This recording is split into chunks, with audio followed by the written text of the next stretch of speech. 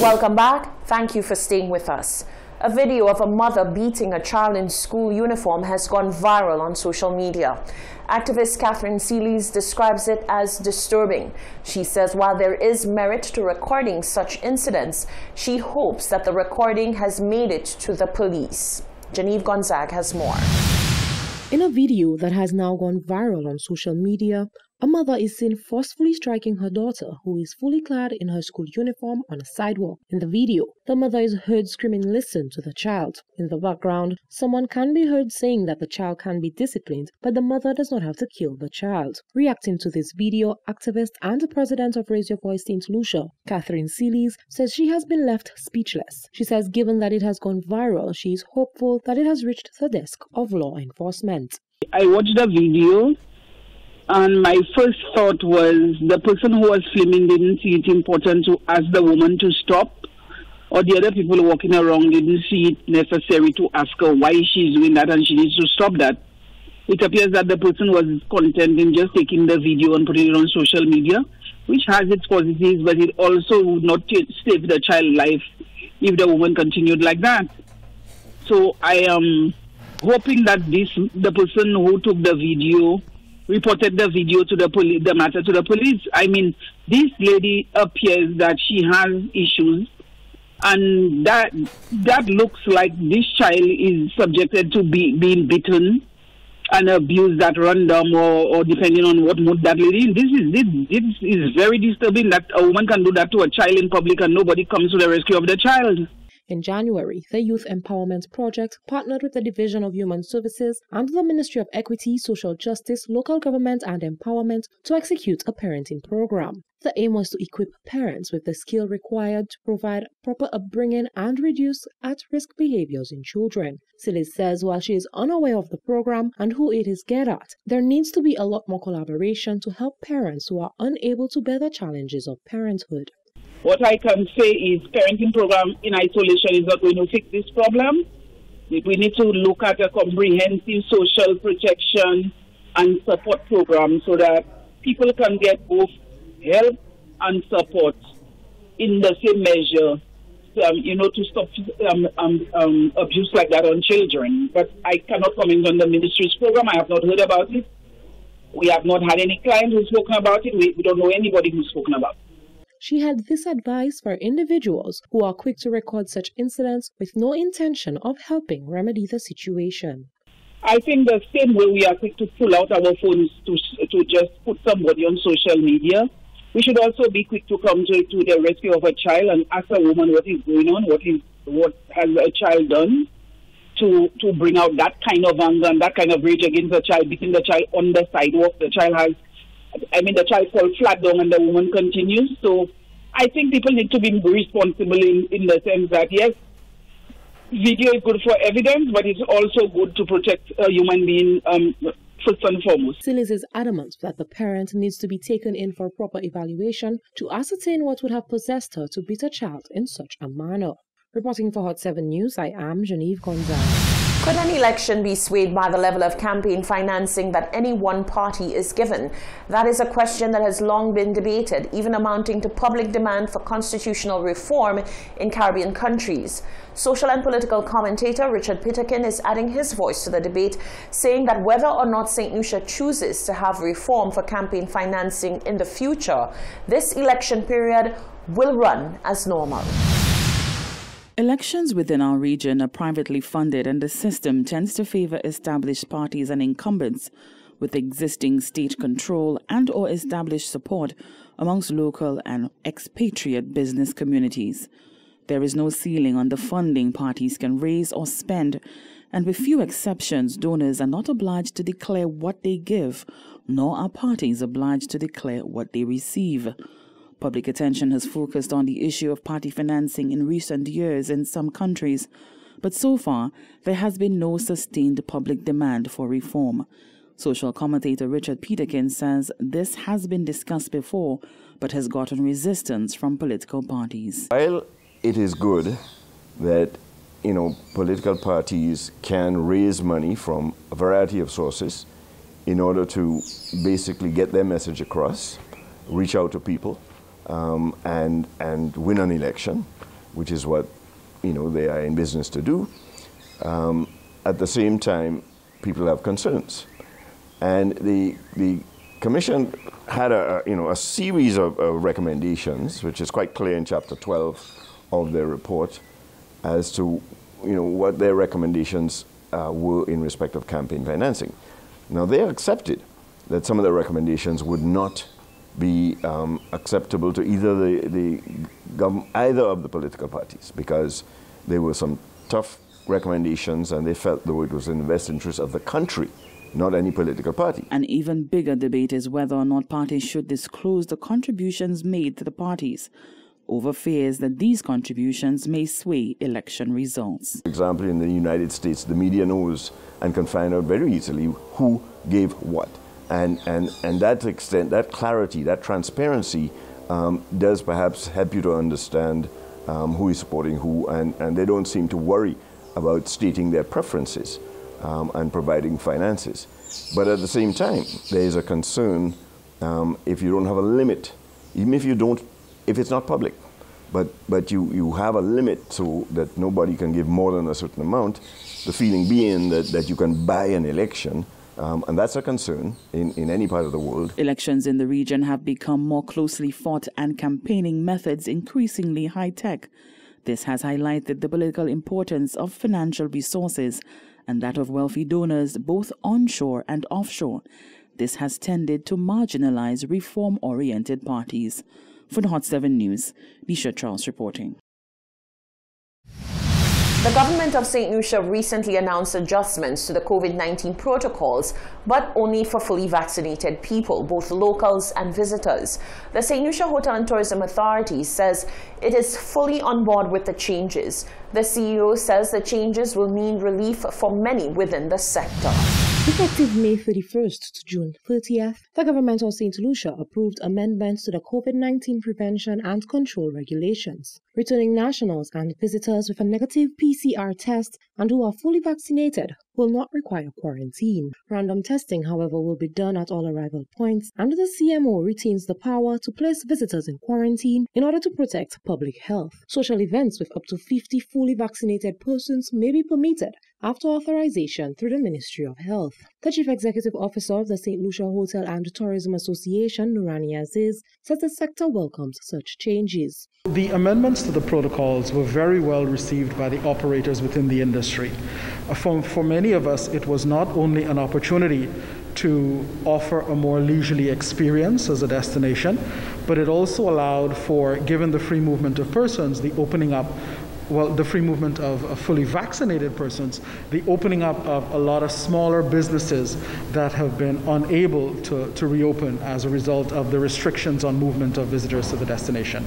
He says the association, however, continues negotiations to have amendments made to include other subsectors within the tourism and hospitality sector that have been heavily impacted by the COVID-19 pandemic, but stand to benefit from the adjustments that have already been established. We are in discussions with the Ministry of Tourism to look at certifying a lot of Airbnb operators, small hotels in particular, who now will be able to offer their experiences to fully vaccinated individuals. We also appreciate the fact that the car rental sector has opened up as well.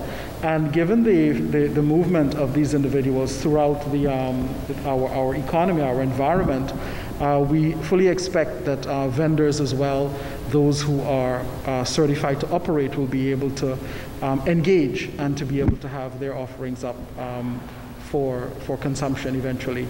The tourism and hospitality sector from the onset of the COVID-19 pandemic has been heavily impacted. Aziz says the sector welcomes the opportunity to serve guests once again within a managed environment. Reporting for Hot 7 News, I am Genevieve Gonzalez.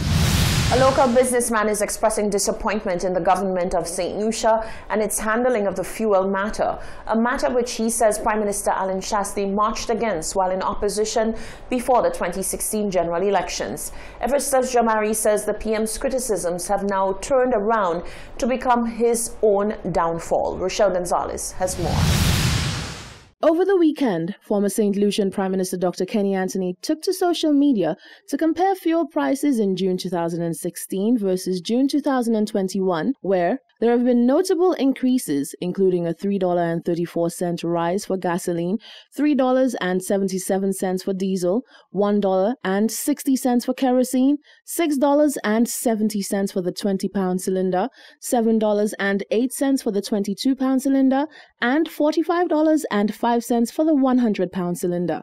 Dr. Anthony stressed the fact that whilst in opposition and on the campaign trail, current Prime Minister Alan Chastanet took to the streets in protest against what he called high fuel prices and made promises to lower said prices should he win. However, 5 years later, the prices have consistently risen due to the addition of a new gas tax.